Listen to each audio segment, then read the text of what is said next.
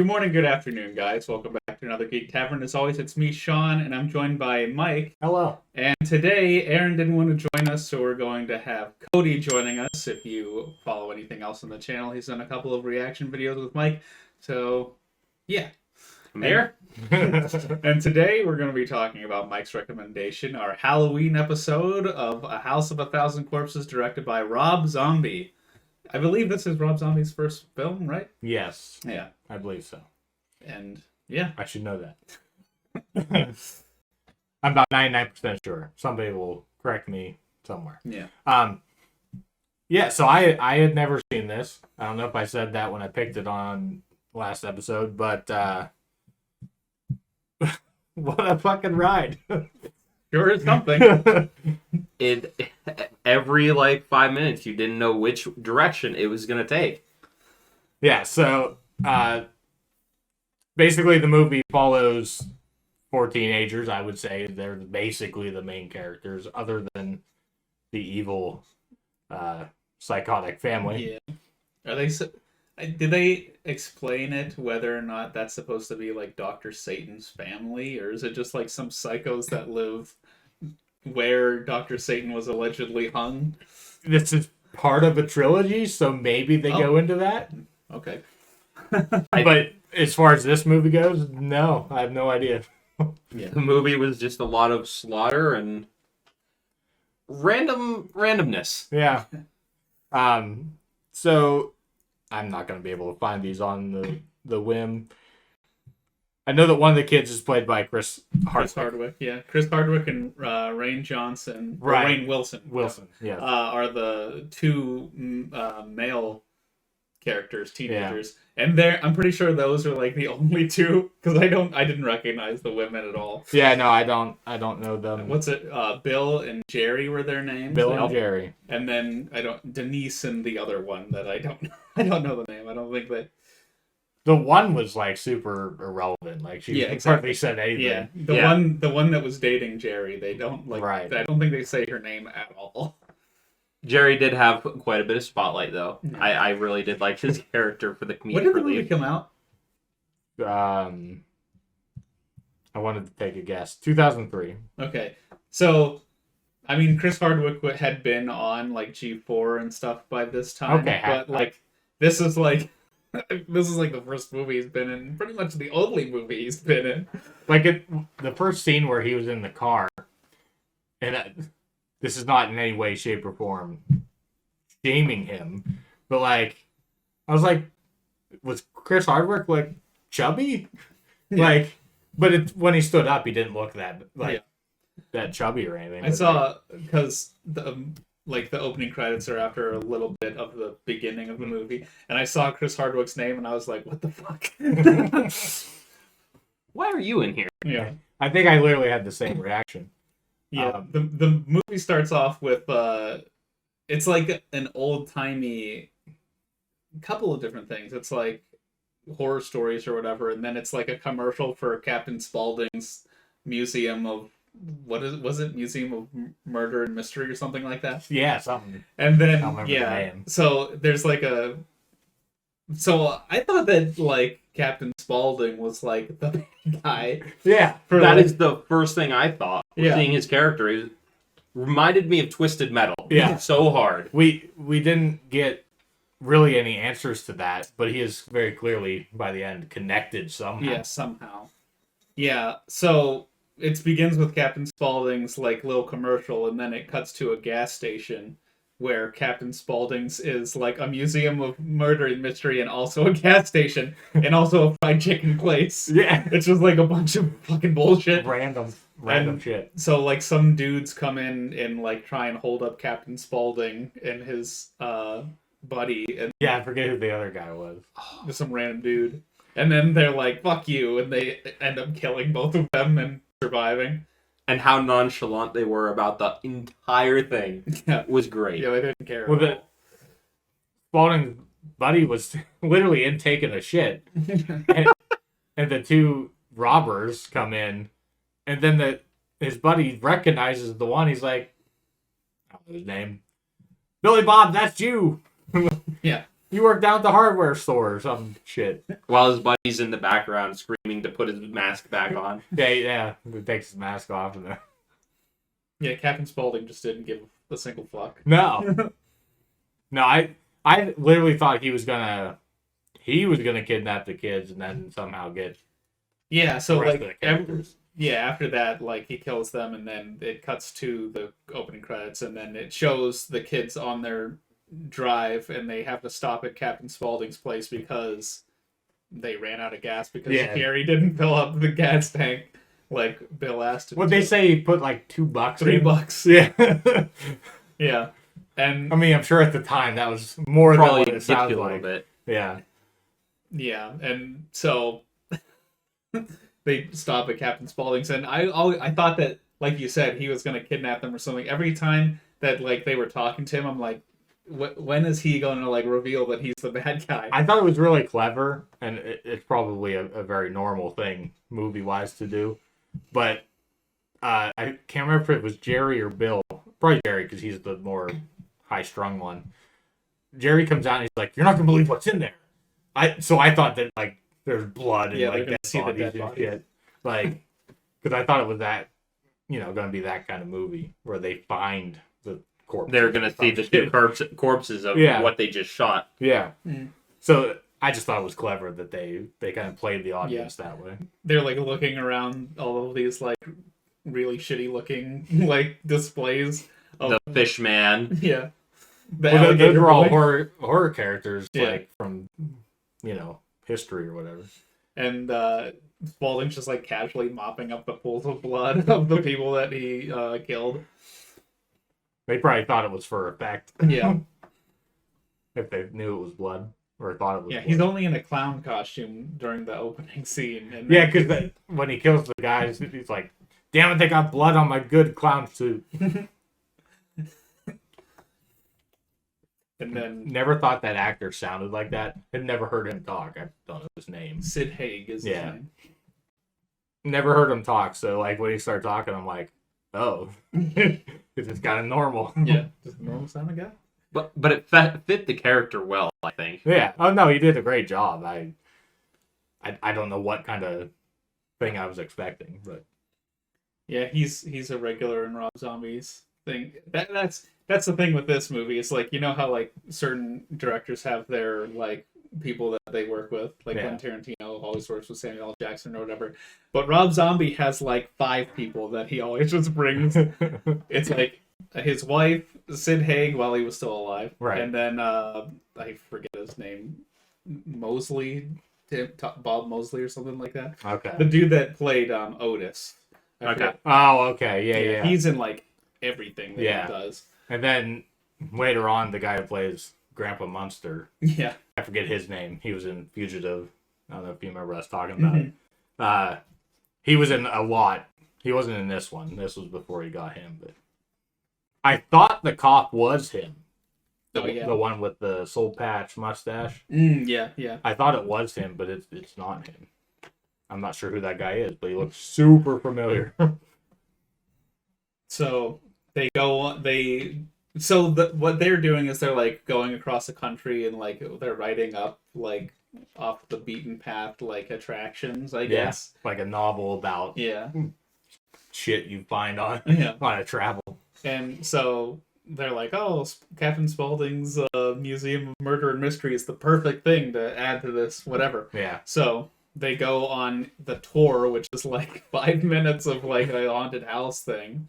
And that massive dude is just like pushing their cart. He's just pushing, and then Which he was very intent. If you watched him, he was fixated on it. oh yeah, it was like he got pleasure just in pushing. He touched that one girl's hair. Did he? I didn't Yeah, get he grabbed her hair and she's like, "Stop it, Jerry," thinking that it was her Oh, boyfriend. I didn't even catch that. Yeah, he was a total Pretty creep. good scene. That's great. The scene before that, though, whenever what's his name, the clown, Spaulding's, whenever he like started flipping out on Jerry after Jerry brought it up, like that was genuinely a scene that I thought was going to roll into the murder. Oh yeah, Yeah, he's like, "Why are you asking all these jackass yeah. questions?" He gets like super worked up, and yeah, I thought he was gonna go off. for sure. Yeah, that was a good subversion where you're like, oh, here it goes, because he's like, oh, you think we're just a bunch of rednecks or whatever, and he's like, I'm kidding. Yeah, it's like I was just fucking with you. Yeah, that was great. But the final attraction, which kind of kicks everything off, is the Dr. Satan, who is like, what did they say? He believed that he could grant superpowers because he was like a surgeon. He could grant superpowers in the mentally ill by like lobotomizing them and shit like that. Yeah. Which I guess kind of is showcased at the very end of the movie. Yeah. It wasn't very much touched on, which I'm kind of sad about, since it was like kind of the whole reason they were venturing out to go find. So well, I'm sure that the 2 sequels probably go into that. Yeah. I mean, they do keep the same characters through most of them. Yeah, like. I don't know how much of a trilogy it is, but I mean the Blu-ray says the Rob Zombie trilogy, so I don't know. Yeah, and so Jerry comes up with a great idea of go finding the tree where they hung Dr. Satan, because he's like, Captain Spaulding said it's only a stone's throw away from where you're sitting right now. Right. And so he forces them to go, and that's where they get, like, ambushed by this fucking weird family. Like, the dude shoots what's his name? RJ. Shoots the tire out of the car. And, like you said when we were watching, like, nobody heard the gunshot. Yeah, like, pulled into the side of the road. Oh, tire's flat. Wonder how'd that happen. Yeah. 12 gauge goes off. 20. I mean, I guess they thought it was all one sound. I mean, it was raining pretty hard, so it could have. Yeah. But that was after they picked up Sherry Moon, right? Yeah. Yeah. Because they had already picked her up. They were going to her house anyway, so I don't know why they had to... Well, they had to sabotage the car so they couldn't leave. Yeah. Right away. And then they called the brother in to tow said car. The brother who But the thing is, already shot those tires. They fixed the tire still. Yeah, I just thought about that now. So and they let them think that they're leaving. Yeah, RJ does fix the car so they can leave, but then right as they're getting to the gate, Tiny and Otis come in and beat the I'm fuck gonna out write of that Bill. off as they just liked the psychology of them thinking that they're gonna finally get to leave. Yeah, probably that. With a crazy family like that, I feel like it just seems like something they would like take pleasure in. Yeah, for lack of a better term. Yeah. And then obviously we get the couple of interspliced scenes of Otis like torturing the 5 cheerleaders that 5 cheerleaders missing. missing. Yeah. Yep. Yeah. The editing is so fucking weird in this movie. The camera jumps and everything. I mean, I'm watching it and I'm like, all right, I think I'm now picking up on Rob Zombie's editing. Like, style. Yeah. Yeah, it's so fucking weird. It is weird. It'll like... So those scenes where like Otis is like torturing these girls, it's like fucking shaky and like he's just like, I don't know. And then they'll just like have scenes in like negative, and then like they'll be filming it, and then it'll like change back to like regular. Yeah, it's like it's just so I don't know. Almost like a psychedelic trip when you're watching it. The editing is chaotic, but I guess that is kind of probably the point because the characters are so fucking chaotic. I know it's not going to be everybody's cup of tea. I rather enjoy it. Like, I don't think it's bad. It's like an artistic. It's a decent decent artistic piece, like you were just saying. But story wise, like, I don't know. I won't say it's the worst. Mm-hmm. I found it a little distracting. See, the difference here is, I don't know if he knows this. Like, you went for film in college, so yeah. So digging deeper into it, probably. I'm sure you're used to what would be normal, you know. I mean, I'm fine with unconventional editing. It's just this was very fucking strange.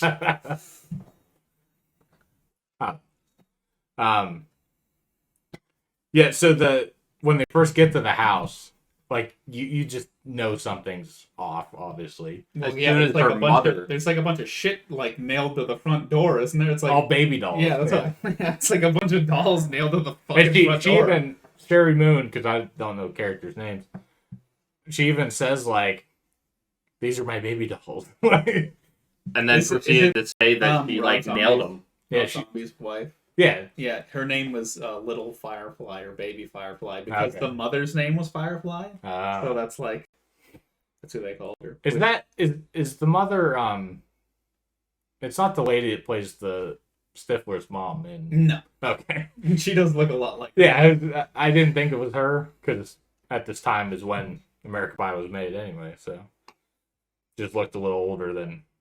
Yeah. As soon as her character came out, her mother came out, it definitely foretold how crazy the family would get into. Yeah. Oh yeah. I mean, she's just straight up like hitting on Jerry, right? Yeah, she was hitting on Jerry, and Baby Firefly was hitting on Bill the whole time. And yeah, so that's like the huge point of contention after. Well, they have a weird fucking dinner where they have to put masks on. Yeah. And wasn't the mask only for dessert, or was it? I No, mean, it was yeah. for food in general. Yeah. And I kind of was distracted during the scene. So they're talking about how Tiny is like disfigured because their Firefly's husband tried to light the house on fire or something like that. Tried to burn the house to the ground and lit his son on fire, Tiny. But claimed that he doesn't mean no harm. Yeah, he didn't mean anything by it. He just wanted to burn the fucking house down. Completely normal life.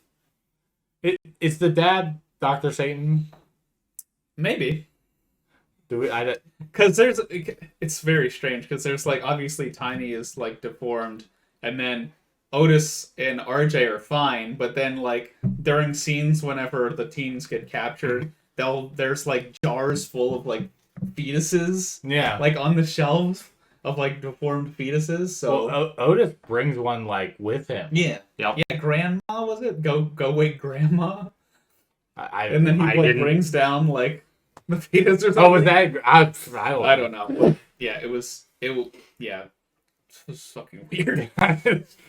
I do not know about that one, but it's weird that Otis is like the ringleader of the family. Yeah, I mean, I guess there's got to be somebody.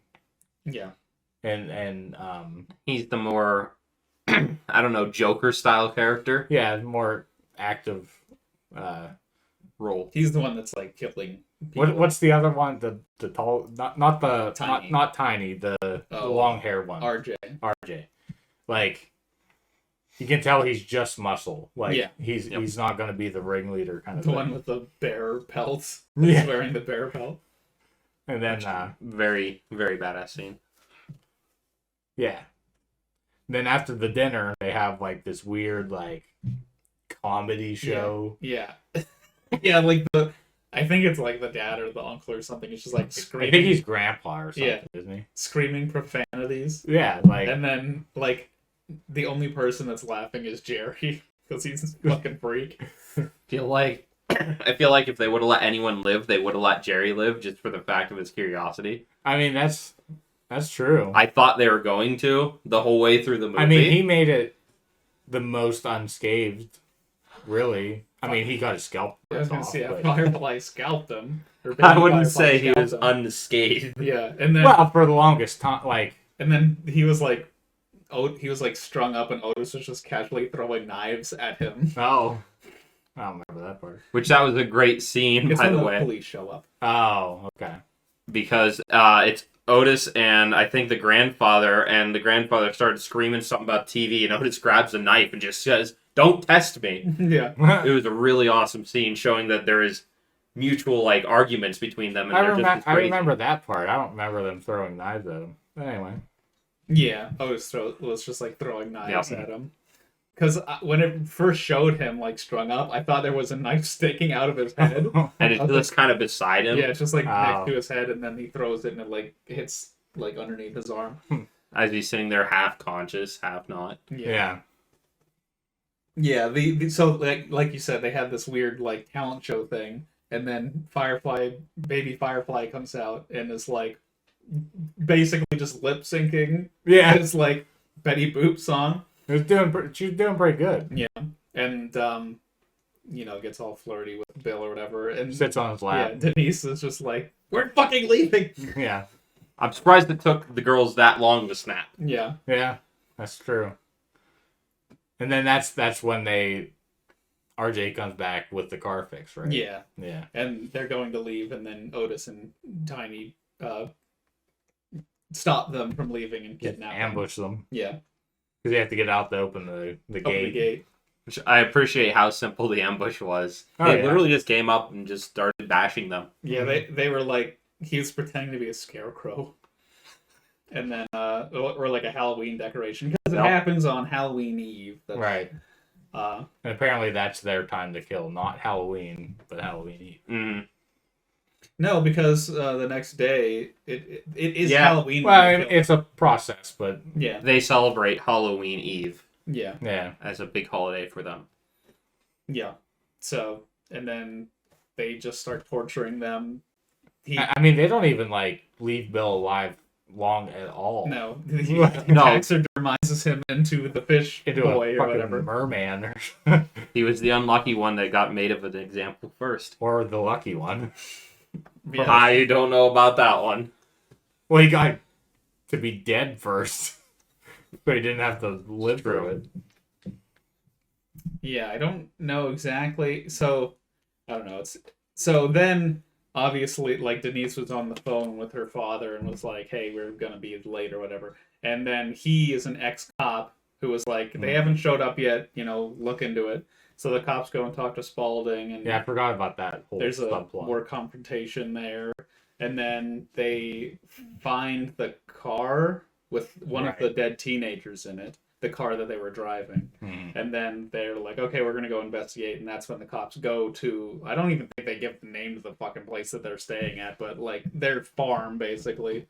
And somehow they managed to kill all of them. Yeah, Spaulding send them up that He gave way? them the directions. Yeah. So, yeah, because he's like, I don't know, these kids came in, they wanted to see Dr. Satan's tree, so I sent them there. Oh, right. And the cops were, like, weirdly aggressive towards him. Yeah. They're You just will like, write down exactly what directions you gave them. Yeah, he's like, just fucking right now. I was like, what the hell is happening? Yeah. Oh, and then the one cop is played by Walton Goggins. Yeah. So, yeah, that's another pretty famous person. Yeah. Got their... Probably not at this time. No. But... No, certainly not. Because 2003... Because the other movie we watched that he was in was right before he really got his big break. Right. Justified. And that was what year was that? Like 2008 or 2009 or something like that. Yeah. Actually, no. I think that one was 2010. Okay. 2011, Yeah. maybe. Something like that. Doesn't matter. Either way. So yeah, this is like one of his really first acting gigs. And it's funny looking at, like, obviously not Chris Hardwick, but he has his own, like, fame based on the internet or whatever. Yeah. But like Rainn Wilson, who is famous for being Dwight in The Office, and Walton Goggins, whose career is just, like, gone crazy. And then you look at all of the other, like, Rob Zombie, like staples. And then it's just like, well, I guess that... Because I'm just gonna go ahead and say it. Their acting, not very great. No, like Sherry Moon's, not good at all. It's not good, but for this character, it gave me a more like psychedelic version of Harley Quinn. Like, just she is fucking nuts. Like her actually trying to act like in the Munsters, like that's bad. But I would say she did this pretty good because like it's just batshit crazy. It's so crazy. I think the best. I mean, obviously Sid Haig is a pretty good. Right. I thought he did a fine. But aside from him, like all of the other Rob Zombie staples, I think that Bill Moseley, the guy that played Otis, was the one that did the best job. Oh, yeah. But everybody else, they were really bad. Yeah. I mean, you couldn't have screwed up Tiny's position very good. No. Hard. No. He was like mute, basically. I'm pretty sure... I'm pretty sure that guy is kind of messed up. I mean, yeah, he has a bit of a facial deformity. Yeah. Like clearly it was like not to the degree that it was. No, they definitely changed it, but yeah. Yeah, he is a very tall person though. He's like 7.5 feet tall. Yeah, he's like fucking huge. I was kind of researching him while we were watching. I was like, good for him getting work. Yeah, I don't know. I know that he's been in stuff that I've seen before, but I don't know like all of what he's been in. But yeah. And then that's pretty much so. The cops come, they kill them all, and they skin Denise's dad, and Otis like comes down. Oh wearing God, his yeah, face. Yep. that was. And then the part like he's talking and he lifts it up. Yeah, And, like there's just blood on his face like, from it. I was like, oh God. and they dressed him up as rabbits for some reason, And made him run like scared little rabbits. Yeah. Well, the Run, one rabbit, girl run. ran away, and then baby Firefly goes and murders her. And then it's so strange because it's like at this like cemetery plot kind of, and they put them in a coffin and lower them down, Yeah. and like play music or something. And then these like zombies, that was. these zombies like come out of the tar water and like start ripping the casket open to like kill him. I'm like, what is Where? It's such a sophisticated like underground thing. Yeah. Because it's like tunnels and shit. Yeah. And then like this is why it's called a House of a Thousand Corpses, because like as Denise is running through this labyrinth, there's like it's lined with like skeletons. Mm-hmm. And then she runs into like where Dr. Satan like actually is working and shit. Because he's like performing on Jerry. That part I was kind of let down on. I'm like, I don't know what I thought.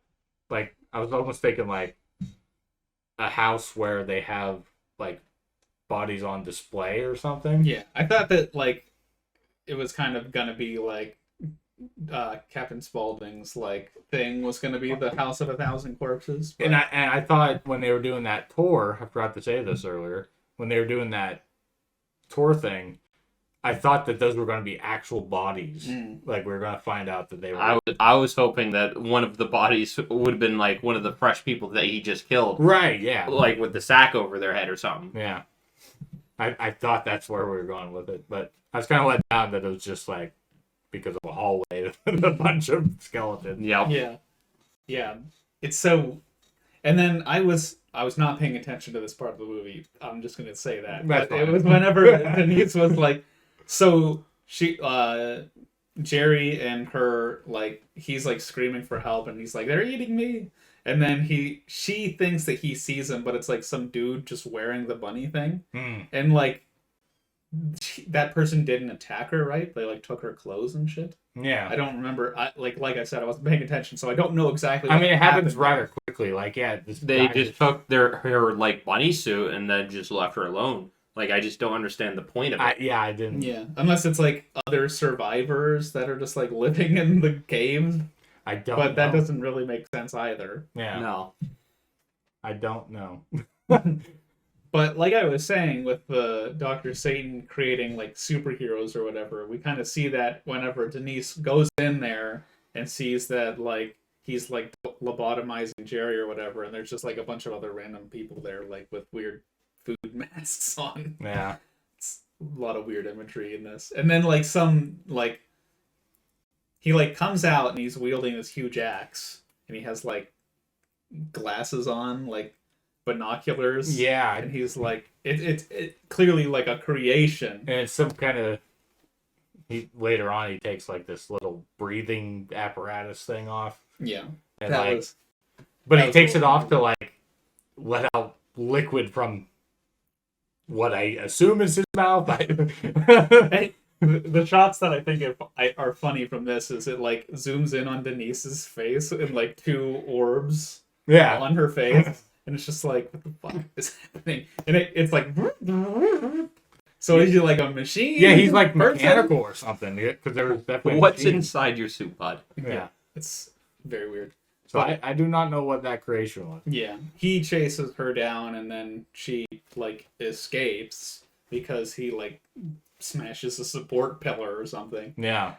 And as she is escaping on the road, conveniently, Captain Spaulding is just driving on the road and is like, oh, picks her up Yeah. and starts driving her where he says is to the hospital, but then Otis just sits up in the back seat of the car, He's just there. which, yeah, I don't know, like I've never watched the other one, so I don't even know if it's a trilogy or not, or if it's just like, that's how the movie ends, but I'm like, this doesn't make any sense. Yeah. Because it's implying that Captain Spaulding's in on it, but it was like building up the rest of the movie that he wasn't in on it. Yeah. So I don't know like what's the deal with that. Like his whole reason of running that shop is to secretly send people for them to like murder or something. Yeah, like maybe he's a part of the family too or whatever, but I don't know. I thought that he was the best character and he's like hardly in the movie. Yep, I will 100% agree. He was my main attraction to whenever I started the movie. What do we got? Yeah, so I mean, it's the same characters, Baby, Otis, and Captain Spaulding. Like, so I guess it is. So something happens to where we find out his connection at some point. I hope. Well, I don't know if I'll be watching those ones. I supposedly the next one, which is the Devil's Rejects, Mm-hmm. like that's the one that everybody's like, that's his movie. Like it's one of his, I think, highest rated ones. That... He was looking up ratings, and it's his highest one. I thought that this one was, which was still only at like a 67%. Right? Yeah. I thought this one was rated, pretty high for Yeah. the averages of his movies. I think Right. that people like this one a lot. I think it's a little long for me because it was only an hour and a half. Yeah, but it's still like compared to some stuff we watched before. you gotta move on. You know what I mean? I get it. Like I can only watch the teenagers be tortured so many times before I'm like I just kill them or honestly, if it was more almost random killings, like more like showing off different ways kind of thing. Like Saw or something, Yeah. I mean, that's basically what they went for, was kind of like a gore film kind of thing. Oh, yeah. Yeah, so maybe less emphasis on the teenagers. Yeah. You could tell their story, but have another group of other people. Or at least, it's hard to, trace the thread, because it's at the beginning of the movie, it's these teenagers doing this thing, they get captured, and then at the end of the movie, it's this, very sophisticated, fucking... clearly operation of them kidnapping and torturing people, which clear that wasn't clear or established, and there's this huge fucking maze underneath their farm, just what the fuck is happening? And they're maybe related. The first half should have been a story setting up the family. Yeah. Then I really want to know where they go with after the fact that they off 2 police officers. Yeah, they're gonna know that, the police are going to, and how many graves they had. How long have they been doing this and getting away? I just wish there was a little bit more explanation to it. Yeah. There could be. I don't know what the next 2... Yeah, they pretty brazenly just killed those cops, too. Yeah, they just shot one down in the back, and then we had the super long... Oh, yeah, that was odd, too. Super long scene. It was an entire minute. Yeah. Of just holding a gun to a guy's head. Yeah, it was panning out. I literally touched the remote and did it freeze? Yeah. And then, because I'm pretty sure that it was just shot regularly, and then they're we need a little bit more extra time. Just slow this part of the movie. Yeah. And then, because whenever she fires the gun, it's in slow motion. He falls and dies. But yeah, that was fucking. I definitely didn't get that one. I'm like, what? What was that? Yeah, that could have cut a minute off the movie right there. Yeah. Just played it at normal speed. Yeah. Yep. I mean, we all knew what was going to happen. Yeah. And then it's also kind of we don't know the motivations of the serial killers. They're just kind of doing it because.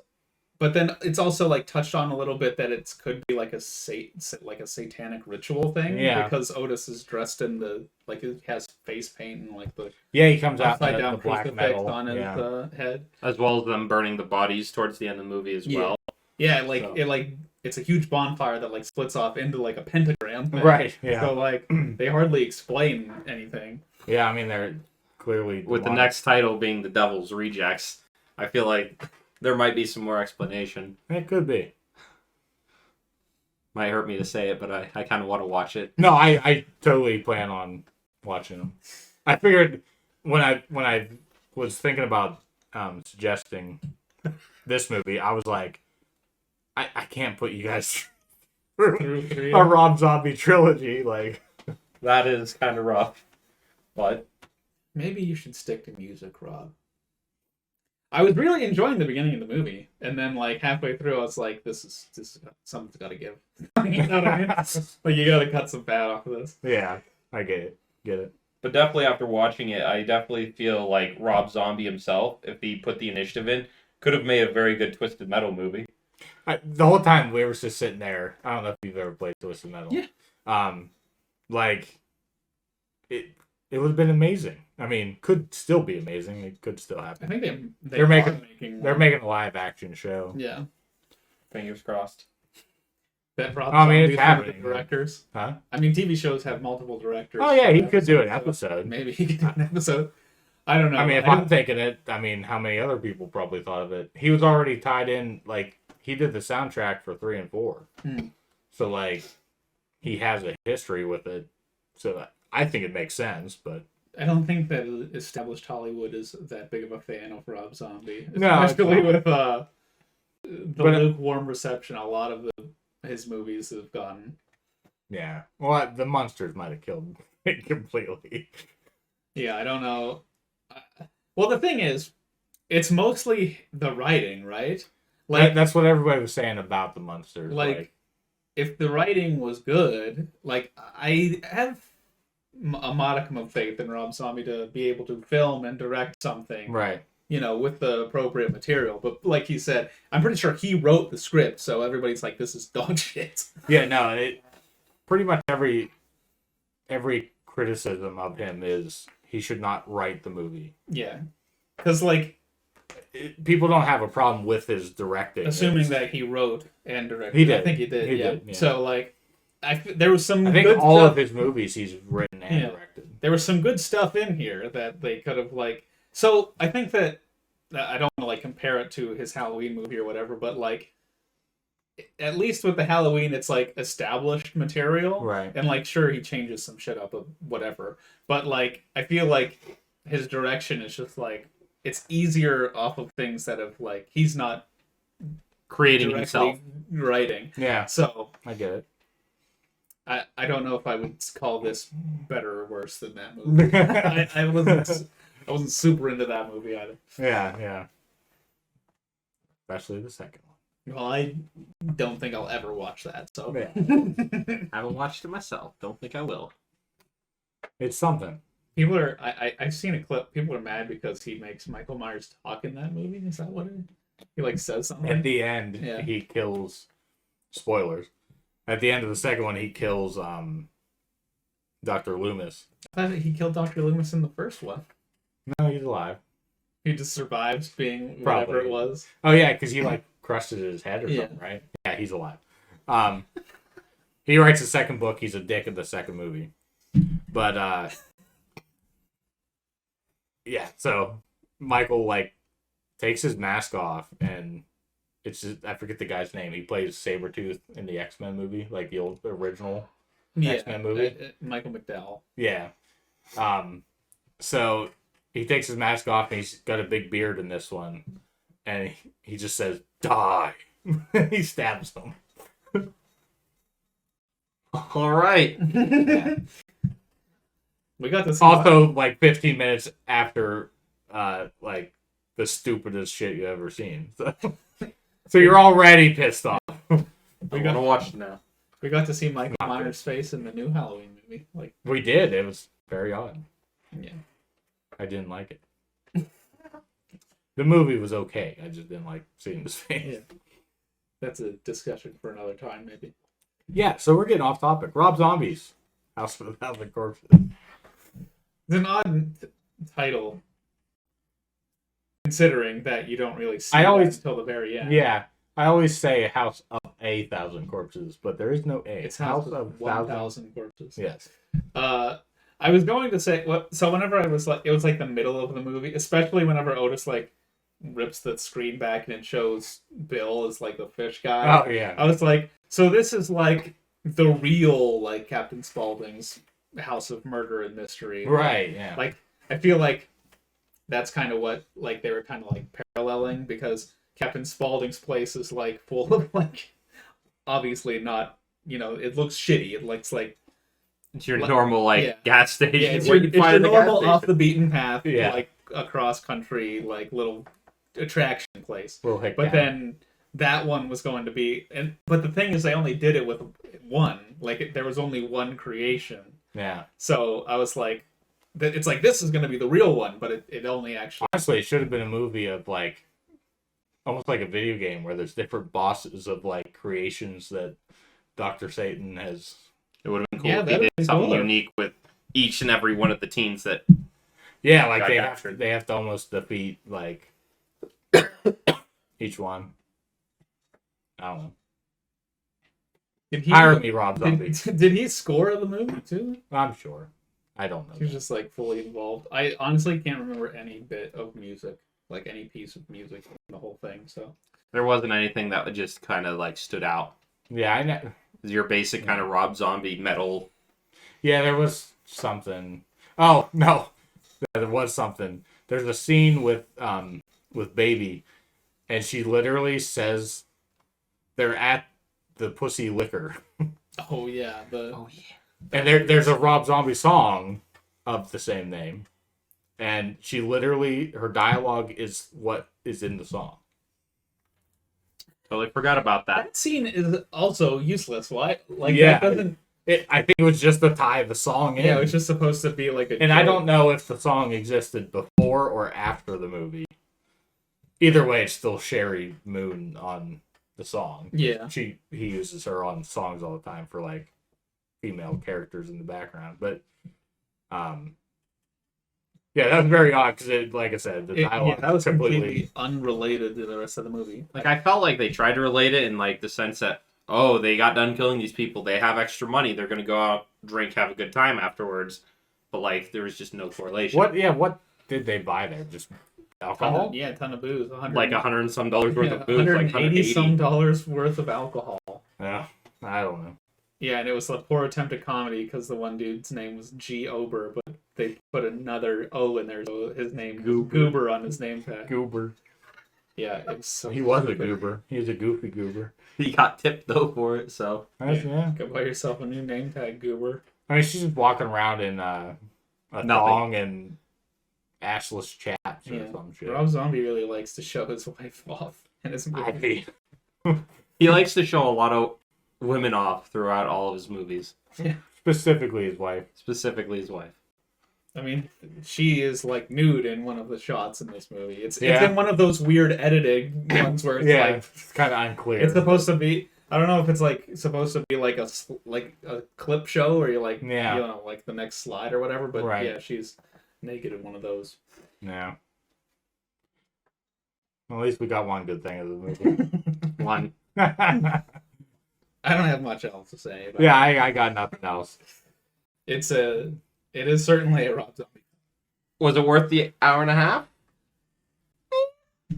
I think so. I like Rob Zombie. I think that there was a kernel of something really good in there, and then it fizzed out. Maybe if I watched the other two movies, then I would appreciate this one more. But like I said, I'm not gonna try to persuade you, but people do say that the second one's good, like really good.